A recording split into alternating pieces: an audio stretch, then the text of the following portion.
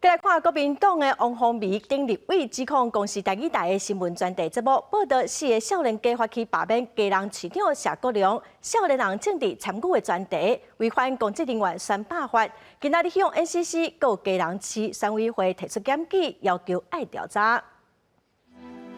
最近，公司台语台的专题节目伫7月28用飘地拆娘行动新世代的政治参与来报道4位少年家因针对家人市长谢国良发起罢免行动的想法和过程。国民党立委王宏维含林派上针对这个专题报道30召开记者会，质疑台语台违反公职人员选罢法第49条第2项的规定。王宏维嘛表示，已经向 NCC 家人市选委会检举公司，嘛要求调查敢有违法的记录。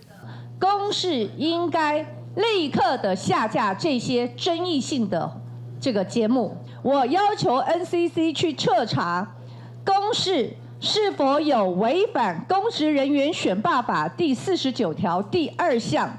公共广播电视台及非营利之广播电台、无线电视或有线电视台不得播送竞选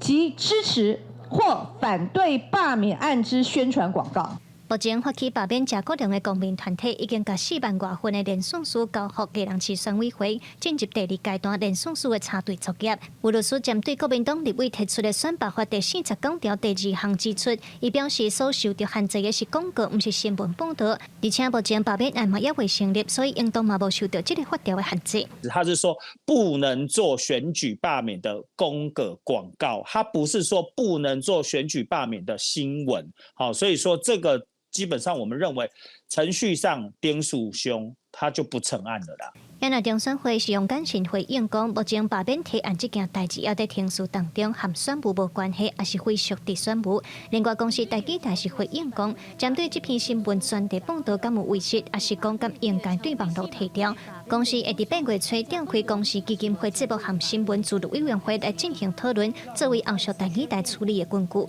记者卢尚如、郑俊尧台北报道。